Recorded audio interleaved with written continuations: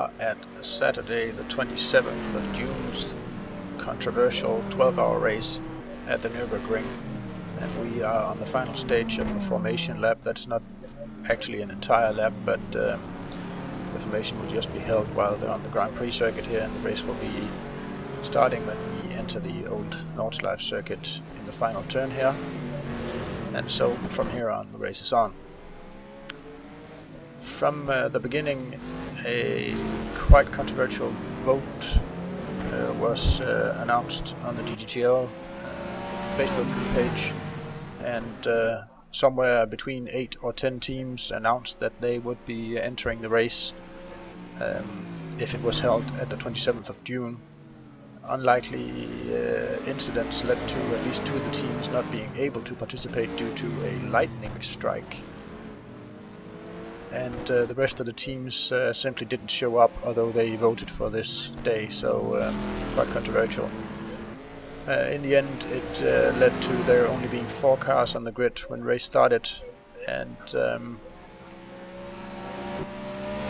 although looking like a very tight race with these 4 cars from the get-go, the race was cancelled after an hour, and the Sim Racing Tech, or Team DGTL, Botex sponsored car here was announced the winner. But from the beginning, as you can see, the SH Racing Porsche here was able to make a move for the lead. But as this was going to be a 12-hour race, the Aston Martin car from Team DGTL here racing under the name Sim Racing Tech was not going to push for taking back the lead. So obviously the tactic was just to stay behind and follow the German guys around the track, and just trying to wait for them to make mistakes.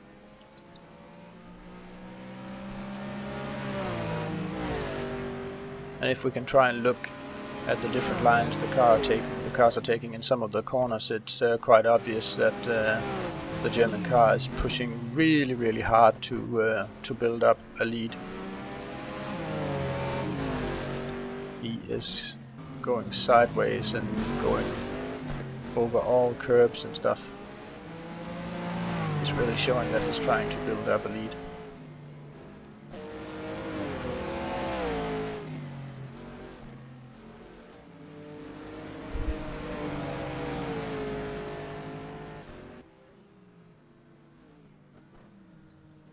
Putting the car sideways here into the tight corner.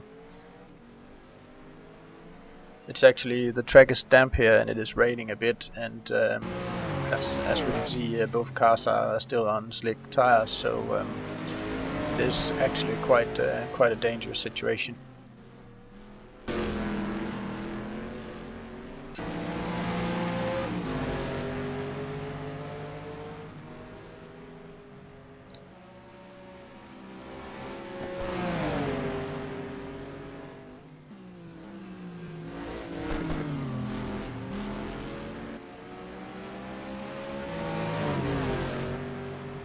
And as we're going up back here, you can see that the Aston Martin is really close now. And the German tactic of trying to create a gap didn't really pay off.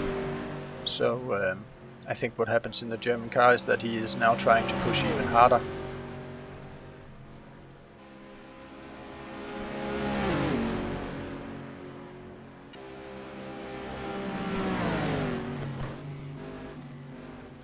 But he is indeed not getting away.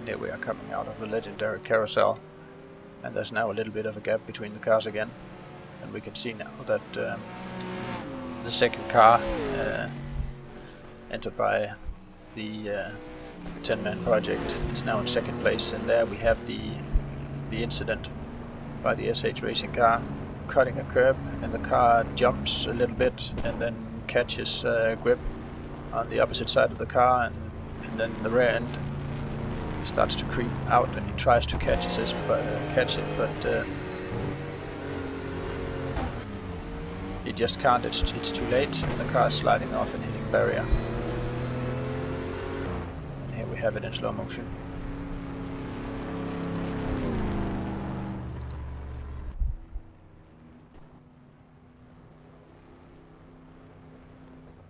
And the sad part about this is that the German car damaged one of his headlights, and as a special rule for these DGTL 12-hour events, cars have to have all 4 lights working at all times on the circuit. So in the end, that ended up costing the team several minutes. And in the end, that was perhaps the straw that broke the camel's back and made the guys stop participating in the race.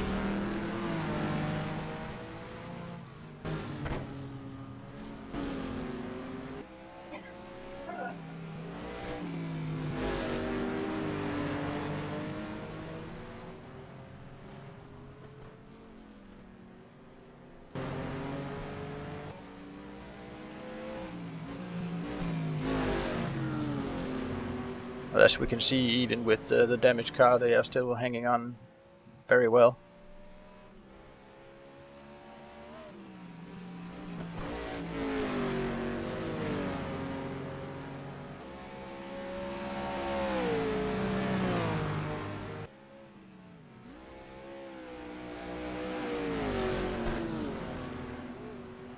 And if you look at the way the cars handle when they go over some of the steep descents here, you can actually see that the Porsche is set up perhaps with a little less downforce, because the car is taking off way more and getting way more airborne than the Aston Martin. So perhaps the German tactic was to get a high top speed and try to compensate for the better grip or better downforce in the Aston Martin while on the straights.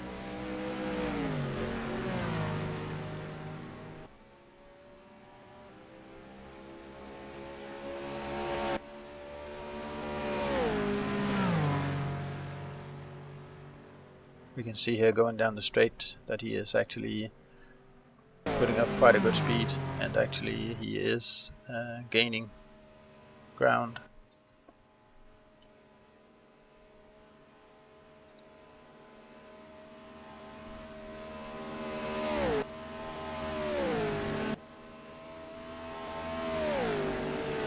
The gap is actually smaller than it looks because of the Constantino effect here, so when the Aston Martin brakes for the chicane, the Porsche is actually very close.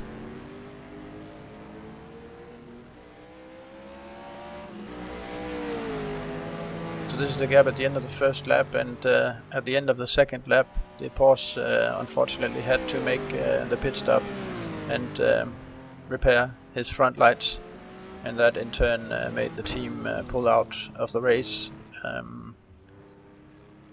And after just about 1 hour, the Sim Racing Tech Team DGTL Botex Aston Martin was declared the winner of the race, and in second place with the 10-man project in their Viper.